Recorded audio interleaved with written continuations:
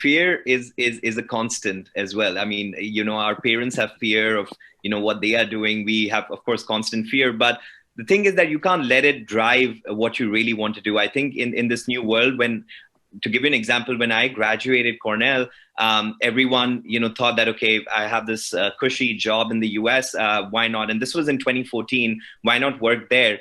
And I always wanted to come back and work in education. I come from like a business class family, a Marwari family. And trust me, even my parents, as liberal as they might sound now, were not supportive at all. I mean, I think back of my dad's head, he wanted me somewhere to fail, in the sense he really wanted me to join his business.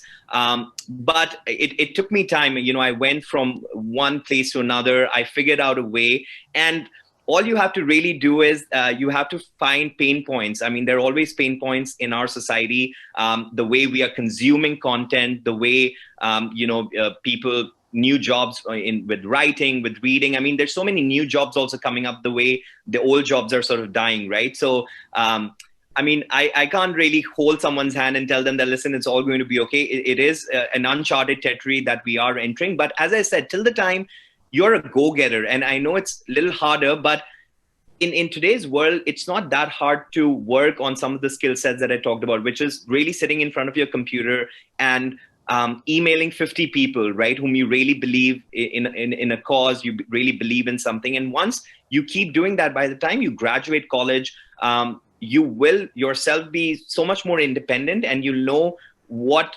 different paths there are. You will be able to figure it out. But so I don't know if I've really answered your question, Anshu, but there is uncertainty out there. But trust me, I mean, there's so many paths available. Even I'm an athlete, right? So with that, there are professional athletes who are doing much better than they were 10 years ago. We have more clubs coming in. We have more, so if you're into sports writing, if you are into anything related to sports, also there are 10 different careers. Yes, they're not as developed, and we might have to figure a way out. We might have to take a few pay cuts, but in the end, you should really do what you're passionate about. Because trust me, anyone with Sudarshan, all of the panelists who are here, I hope they're all doing the things they really like doing. Because again, life, it does become too short. And I always say that in our generation, money and sort of success and all of these things really will come to you. And you just have to stick with one thing. You should not look for quick successes.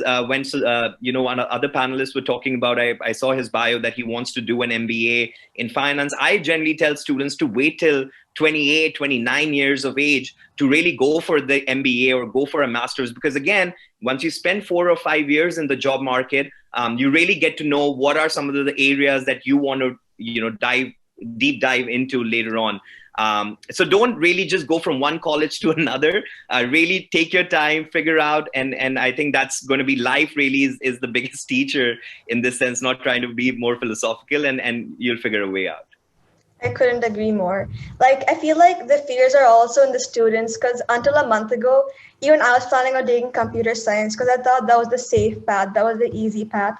But then I realized that I wasn't going to be happy doing that just because it's safe. Like, it's not just about the money, right? It's about enjoying what you want to do for the next few years. And I think that's so important for like. And also, guys, storytelling. I mean, I'm so glad.